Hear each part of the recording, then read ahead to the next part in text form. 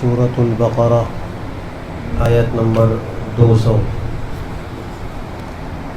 اعوذ باللہ من الشیطان الرجیم، بسم اللہ الرحمن الرحیم۔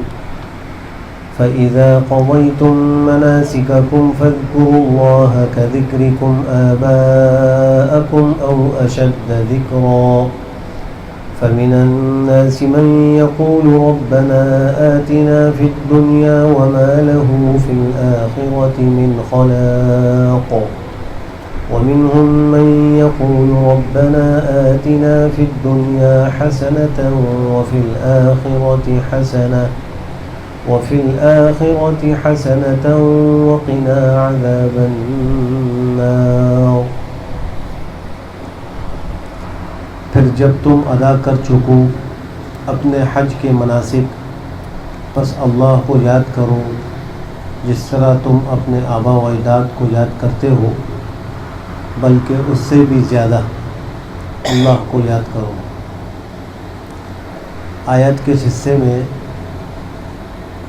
عربوں کی ایک بری رسم کی اللہ اصلاح فرما رہے ہیں، اور ان کی بری رسم یہ تھی کہ جب 10 ذوالحجہ کو وہ حج کے مناسک سے فارغ ہو جاتے، یعنی جو جمرہ عقبہ کی رمی ہے، قربانی ہے، طواف زیارت ہے، اس سے فارغ ہو جاتے اور منی میں مقیم ہو جاتے، تو وہ مجلسیں قائم کرتے تھے اور ان میں اپنے آبا و اجداد کے مفاخر اور ان کے فضائل کو بیان کرتے تھے، اور اپنے قبیلے کی خوبیوں کو بیان کرتے تھے، اور اس میں ایک دوسرے سے مقابلہ کرتے تھے۔ تو اللہ سبحانہ و تعالیٰ نے اس میں ان کی اصلاح فرمائی اور فرمایا کہ یہ وقت تو اللہ کو یاد کرنے کا ہے، یہ وقت اپنے بڑوں کے فضائل اور مناقب بیان کرنے کا نہیں۔ چونکہ اللہ نے تم کو توفیق دی اور تم ایک بہت بڑی عبادت کی انجام دہی سے فارغ ہوئے ہو، تو اس کے شکر کا بھی یہ تقاضا ہے کہ تم اللہ کو یاد کرو۔ چونکہ سفر جو حج کا ہوتا ہے، یا حج کی جو عبادت ہے، یہ بڑی پرمشقت عبادت ہے، اس میں مشقت ہوتی ہے، انسان کا مال بھی خرچ ہوتا ہے، سفر بھی کرنا پڑتا ہے، تکالیف بھی برداشت کرنی پڑتی ہیں، اہل خانہ گھر والوں سے دور بھی رہنا پڑتا ہے، یہ سب مجاہدات ہیں، سب مشقتیں یہ برداشت کرنی پڑتی ہیں۔ جب ان تمام مجاہدے اور مشقتوں کے بعد تم کو حج نصیب ہو گیا، تو اب تم کو منی کے زمانہ قیام میں اس کے شکرانے میں اللہ کو یاد کرنا چاہیے، اپنے قوم، قبیلے اور بڑوں کا تذکرہ نہیں کرنا چاہیے، بلکہ اس سے بھی زیادہ یاد کرو۔ جتنا تم اپنے بڑوں کو یاد کرتے ہو، اس سے بڑھ کر اللہ کو یاد کرو۔ اللہ کی ذات تمہارے بڑوں کے ذکر سے زیادہ مستحق ہے اس بات کی کہ تم اس کا ذکر کرو، اللہ کو یاد کرو۔ بعض مفسرین نے فرمایا کہ اللہ کو جو یہاں یاد کرنے کا ذکر ہے اور حکم کیا جا رہا ہے کہ اللہ کو یاد کرو، جیسا کہ تم اپنے آبا کو، بڑوں کو یاد کرتے تھے، اس کا مطلب یہ ہے کہ جیسے بچپن میں بچہ باپ کو پکارتا ہے، یا اب یا اب یا اب، ابا جان ابا جان ابا جان کرتا رہتا ہے ہر بات میں، چھوٹا بچہ۔ اب جب تم بڑے ہو گئے اور تم کو اللہ نے عبادات کا مکلف بنا دیا اور تم نے ایک عبادت ادا کر لی، اب تم کو چاہیے کہ تم رب کو پکارو، یا رب یا رب یا رب کہو، بجائے اس کے کہ تم یا اب یا اب یا اب کہو۔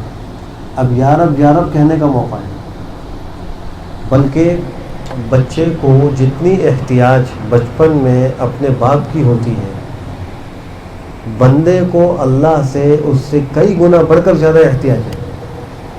وہ اللہ کا زیادہ محتاج ہے، باپ سے زیادہ بندہ اللہ کا محتاج ہے، اس لیے کہ باپ بھی تو ایک مخلوق ہے، بچے کی ہر خواہش کو پورا کرنا تو اس کے بس سے باہر، اور وہ بھی وسائل اختیار کرے گا۔ اگر وسائل نہ ہو تو وہ بچے کی خواہش کو پورا نہیں کر سکتا، لیکن اللہ کی ذات تو مستغنی ذات ہے، وہ تو غنی ذات ہے۔ ہم ایک ایک چیز میں، زندگی کی ایک ایک یعنی سانس میں اللہ کے ہم محتاج ہیں، اور خود اللہ نے قرآن کریم میں ہمیں اپنے در کا فقیر بتلایا ہے۔ یا ایھا الناس انتم الفقراء الی اللہ، اے انسانوں تم اللہ کے بھیک منگتے ہو، تم اللہ کے فقیر ہو، اور اللہ بے نیاز ذات ہے، اللہ کو تمہاری کوئی ضرورت نہیں ہے، اللہ کسی کا محتاج نہیں، سب اس کے محتاج ہیں۔ دوسری ایک بری رسم ان کے اندر یہ تھی کہ بعض لوگ منا کے زمانہ قیام میں اللہ کا تو کچھ ذکر کرتے، کچھ دعائیں تو کرتے، لیکن ان دعاؤں میں صرف دنیاوی امور کو اللہ سے مانگتے تھے، دنیا کی طلب ہوتی تھی، آخرت کی طلب نہیں ہوتی. تو اللہ نے ایسے لوگوں کا بھی ذکر فرمایا. فَمِنَ النَّاسِ مَن يَقُولُ، لوگوں میں سے بعض ایسے ہیں جو کہتے ہیں ربنا آتنا فی الدنیا، اے ہمارے پروردگار ہمیں دے دیجیے دنیا میں، وما لہ فی الآخرۃ من خلاق، نہیں ہے ان کے لیے آخرت میں کوئی حصہ. وہ آخرت کا سوال ہی نہیں کرتے، بس دنیا کا سوال کرتے ہیں.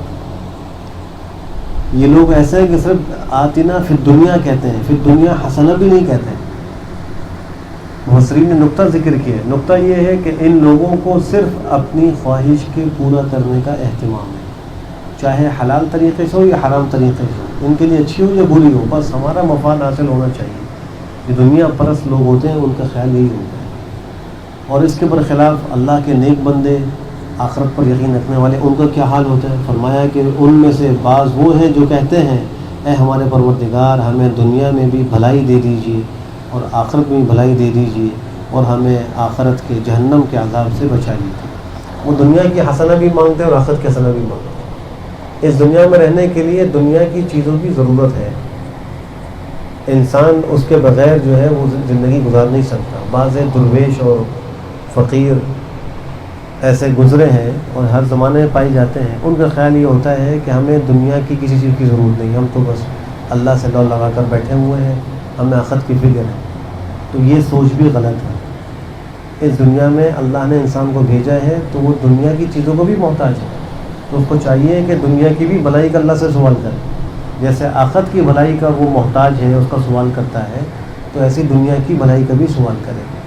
اب مفسرین نے اس حسنہ کی تفسیر میں بہت سی چیزیں لکھی ہیں. جسمانی صحت، اہل و عیال کی صحت، رزق اور مال کی فراوانی، بیماریوں سے تحفظ، امن اور چین و سکون، نیک بیوی، وسعت والا کاروبار، یہ سب حسنہ کی تفسیر میں داخل ہے. علم نافع اور عمل صالح کی توفیق کا مل جانا، یہ سب حسنہ میں داخل ہے. اور آخرت میں بھلائی یعنی جنت اور اس کی لازوال نعمتیں، بلا حساب و کتاب جنت میں داخلہ.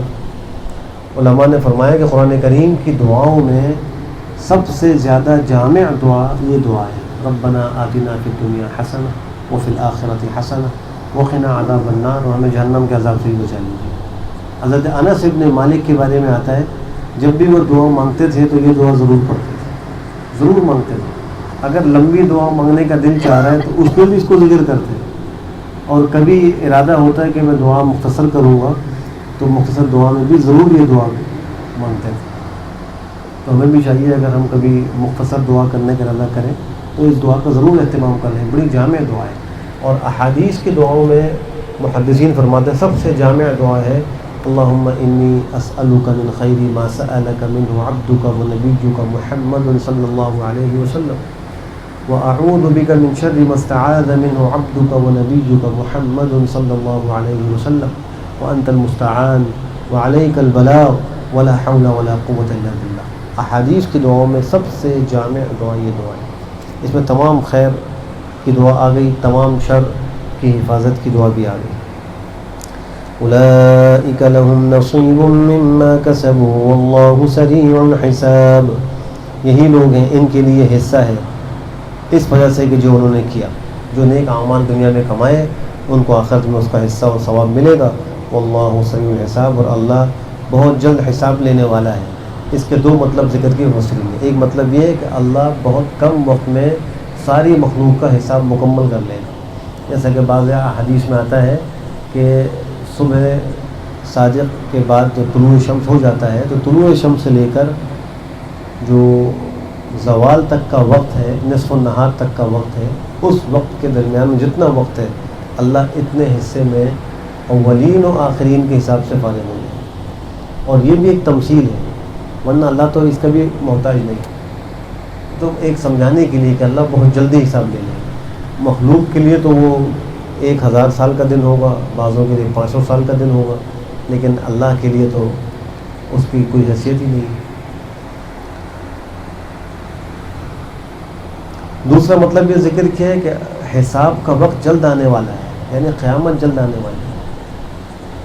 معلوم یہ ہوا کہ آخرت کی فکر ہونی چاہیے کہ کب آ جائے گی۔ ایک حدیث میں تو آتا ہے من مات فقد قامت قیامت ہو، جو مر گیا اس کی تو قیامت قائم ہو گئی۔ اور باقی قیامت کبریٰ ہے جس میں آسمان زمین سب فنا ہو جائیں گے، ساری مخلوق مرے گی، وہ قیامت کبریٰ اپنے وقت پر ہوگی، اس کا علم اللہ کو ہے کہ کب ہوگی۔ البتہ اس کی علامات کا تذکرہ احادیث میں قرآن کریم میں آیا ہے کہ قیامت سے پہلے یہ علامات ہوں گی۔ وہ علامات بھی پھر 3 قسم کی ہیں، ایک علامات جو بعیدہ ہیں، آ چکی ہیں، ایک علامت جو وسطیٰ ہیں، درمیانی ہیں، اور ایک بالکل علامت یعنی قربہ ہیں، بالکل قریب کی جو علامات ہیں وہ ہیں، تو ان کو تذکرہ الگ کیا گیا، انشاءاللہ مناسب موقع پر اس کا بھی ذکر کیا جائے۔ تو یا تو مطلب یہ کہ اللہ بہت جلد حساب لینے والا ہے، یا مطلب یہ کہ حساب کا وقت بہت جلدی آنے والا ہے، اس کی فکر ہونی چاہیے۔ وَاذْكُرُوا اللَّهَ فِي أَيَّامٍ مَّعْدُودَاتٍ فَمَن تَعَجَّلَ فِي يَوْمَيْنِ فَلَا إِثْمَ عَلَيْهِ وَمَن تَأَخَّرَ فَلَا إِثْمَ عَلَيْهِ لِمَنِ اتَّقَىٰ وَاتَّقُوا اللَّهَ وَاعْلَمُوا أَنَّكُمْ إِلَيْهِ تُحْشَرُونَ۔ 11 اور 12 ذوالحجہ کے جو 2 دن ہیں، ان دنوں میں تینوں جمرات کی رمی ہوتی ہے۔ اب اگر کوئی شخص ان 2 دنوں میں جمرات کی رمی کر کے دوسرے دن غروب آفتاب سے پہلے مکہ آ جائے تو جائز ہے، یعنی 12 ذوالحجہ کو رمی کر وہ مکہ مکرمہ آ جائے تو اس کے لیے اس کی اجازت ہے۔ اور جس کو غروب آفتاب ہو جائے 12 ذوالحجہ کا منی میں، اب اس کے لیے وہاں رات رہنا ضروری ہے، اور 13ویں کی رمی کرنا اس پر واجب ہے۔ بغیر کیے آ جائے گا تو ایک دم دینا پڑے گا واجب کے ترک کی وجہ سے۔ البتہ 13ویں کی رمی میں یہ مزید سہولت ہے کہ زوال شمس کا انتظار کرنے کی ضرورت نہیں، بلکہ صبح کے بعد وہ رمی کر کے آ سکتا ہے۔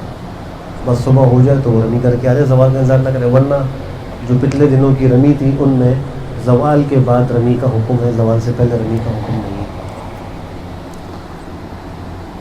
تو جو شخص 2 دن کی رمی کر کے جلدی آ جائے تو اس پر بھی کوئی گناہ نہیں ہے، جو تاخیر کرے اس پر بھی کوئی گناہ نہیں ہے۔ اسی کو فرمایا وَاذْكُرُوا اللَّهَ، یاد کرو اللہ کو، فی ایام معدودات، چند گنے چنے دنوں میں۔ اس سے مراد جو ہے وہ 11 اور 12 اور 13 ذوالحجہ کے دن ہیں، ان چند دنوں میں اللہ کو یاد کرو۔ جو شخص جلدی کرے 2 دنوں میں، یعنی 11 اور 12 کی رمی کر کے جلدی آ جائے، اس پہ کوئی گناہ نہیں ہے۔ ومن تأخر، اور جو تاخیر کرے یعنی 13ویں کی رمی کر لے پھر آ جائے، اس پر بھی کوئی گناہ نہیں ہے، لیکن یہ ان کے لیے جو اللہ سے ڈرے۔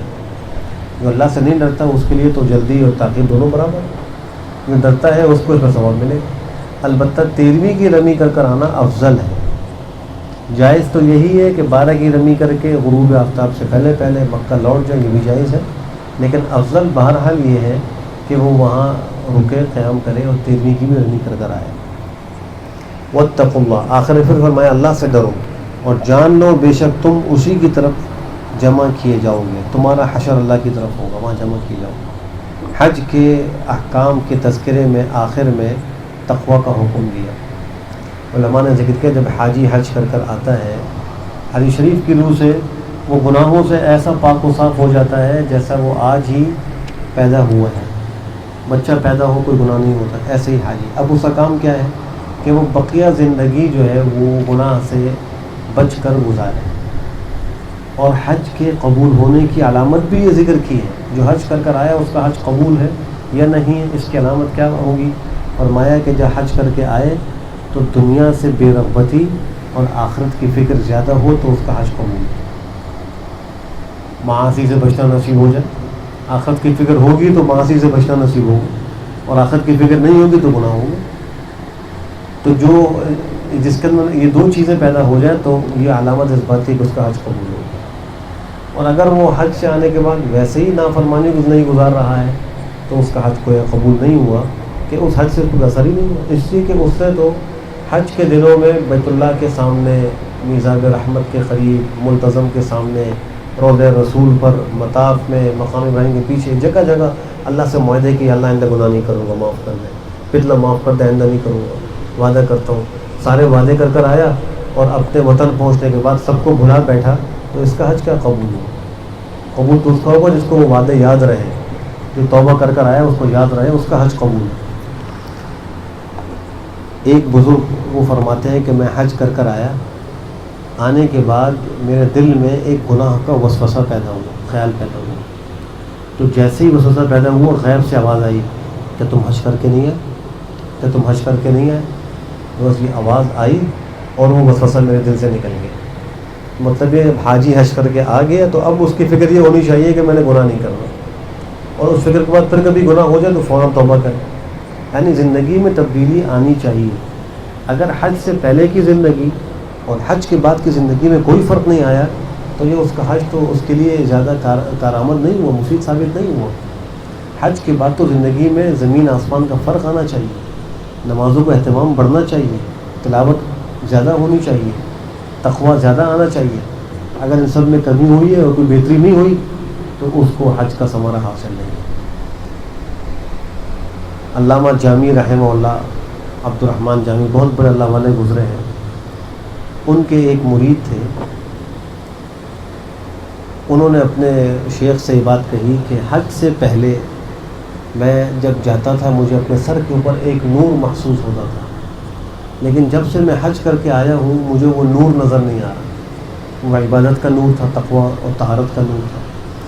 تو ان کے شیخ حضرت جامی رحمہ اللہ نے یہ فرمایا کہ حج سے پہلے تمہارے اندر تواضع تھی، انکساری تھی، جب تم حج کر کے آئے تو تمہارے دل میں یہ خیال آ گیا کہ میں تو حاجی ہو گیا، میں نے حج کر لیا، اس خیال سے وہ نور غائب ہو گیا۔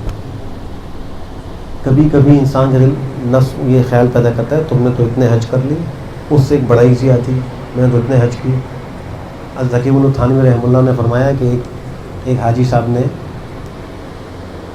بہت سے حج کیے ہوئے تھے، کوئی آدمی ملنے کے لیے گیا تو انہوں نے اپنے نوکر کو آواز دی کہ بھائی ذرا سنو، وہ جو دوسرے حج پر ہم زمزم لے کر آئے تھے اور سراہی میں رکھا ہے وہ ذرا لا کر ان کو پلاؤ۔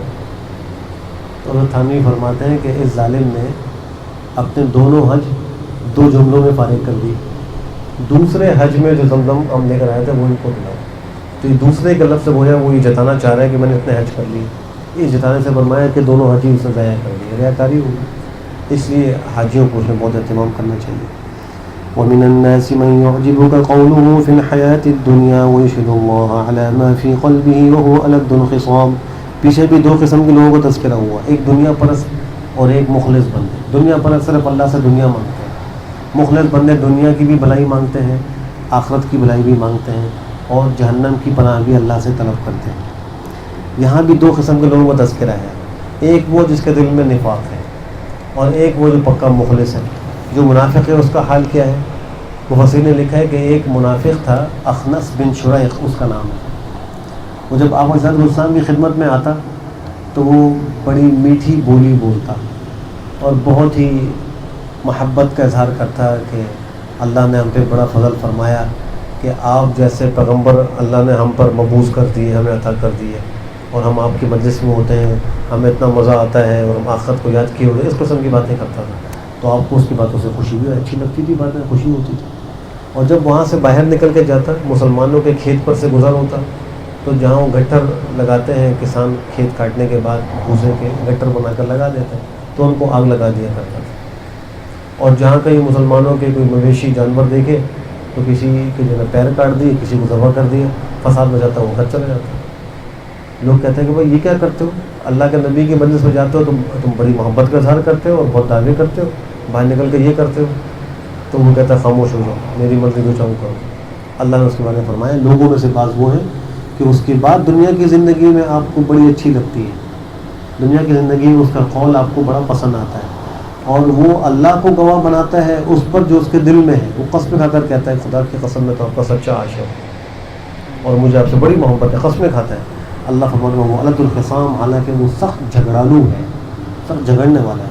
وَإِذَا تَوَلَّى سَعَىٰ فِي الْأَرْضِ لِيُفْسِدَ فِيهَا وَيُهْلِكَ الْحَرْثَ وَالنَّسْلَ وَاللَّهُ لَا يُحِبُّ الْفَسَادَ۔ اور جب وہ آپ کی وجہ سے پھر کر جاتا ہے، زمین میں دوڑتا ہے تاکہ اس پہ فساد کرے اور کھیتیوں کو ہلاک کرے اور مویشیوں کو ہلاک کرے، اللہ فساد کو پسند نہیں کرتا۔ وَإِذَا قِيلَ لَهُ اتَّقِ اللَّهَ أَخَذَتْهُ الْعِزَّةُ بِالْإِثْمِ فَحَسْبُهُ جَهَنَّمُ وَلَبِئْسَ الْمِهَادُ۔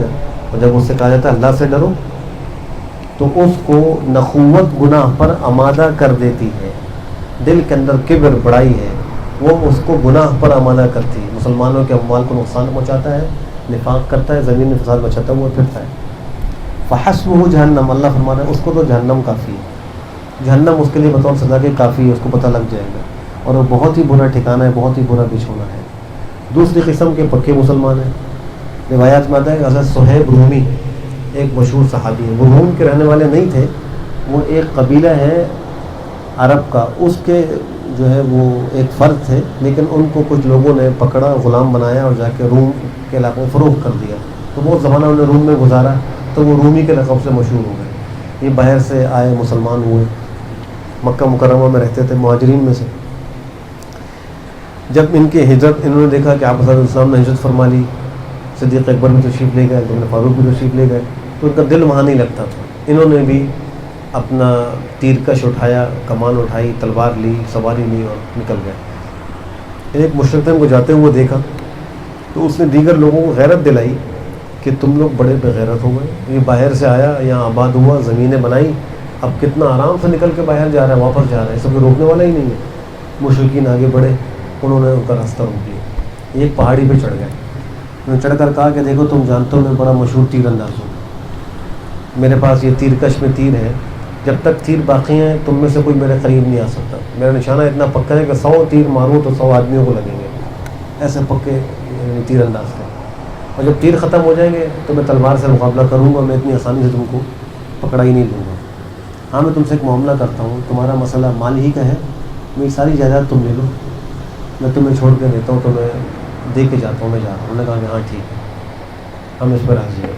چنانچہ ساری زمین مشرکین نے لے لی، یہ وہاں سے نکلے، مدینہ منورہ پہنچے۔ ان کے پہنچنے سے پہلے اللہ نے آیتیں اتاری، جب یہ میں نے بھی پڑھی ہے۔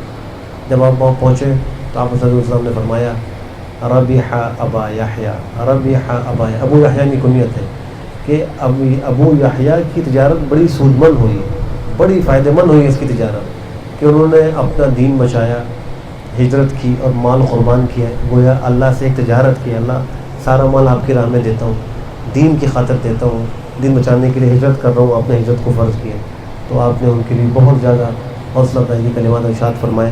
اللہ فرماتے ہیں کہ لوگوں میں سے بعض وہ ہیں من یشری نفسہ ابتغاء مرضات اللہ، جو فروخت کر ڈالتے ہیں اپنی جان کو اللہ کی رضامندی حاصل کرنے کے لیے، اپنی جان فروخت کر دیتے، بیچ دیتے ہیں کہ بھئی ہماری جان چھوڑو اور جو ہے وہ تو ہمارا مال لے لو، اور اللہ بندوں پر بڑے مہربان ہیں۔ تو یہ مخلص مسلمان کا حال یہ ہے کہ وہ اپنی جان، اپنا مال اللہ کے احکام کی خاطر قربان کر دیتا ہے، ان کو بچانے کی فکر نہیں کرتا، وہ کہتا ہے کہ اللہ کا حکم پورا ہو جائے۔ اور جو اس کے برخلاف دیگر لوگ ہیں، ان کا حال وہ جب اوپر ذکر ہوا کہ وہ بڑی چکنی چپڑی باتیں تو کرتے ہیں لیکن اللہ کے حکم پر عمل نہیں کرتے۔ اللہ ہم سب کو بہتر عمل کی توفیق نصیب فرمائے۔ الحمد للہ رب العالمین والعاقبۃ للمتقین والصلاة والسلام على خیر خلقہ محمد وعلى آلہ وصحبہ اجمعین۔ اللہم ارنا الحق حقا وارزقنا اتباعہ وارنا الباطل باطلا وارزقنا اجتنابہ۔ ربنا آتنا في الدنيا حسنة وفي الآخرة حسنة وقنا عذاب النار۔ اللهم إنا نسألك من خير ما سألك منه عبدك ونبيك محمد صلى الله عليه وسلم، ونعوذ بك من شر ما استعاذ منه عبدك ونبيك محمد صلى الله عليه وسلم، وأنت المستعان وعليك البلاغ ولا حول ولا قوة إلا بالله۔ ربنا تقبل منا إنك أنت السميع العليم وتب علينا إنك أنت التواب الرحيم، وصلى الله تعالى على خير خلقه محمد وعلى آله وصحبه أجمعين برحمتك يا أرحم الراحمين۔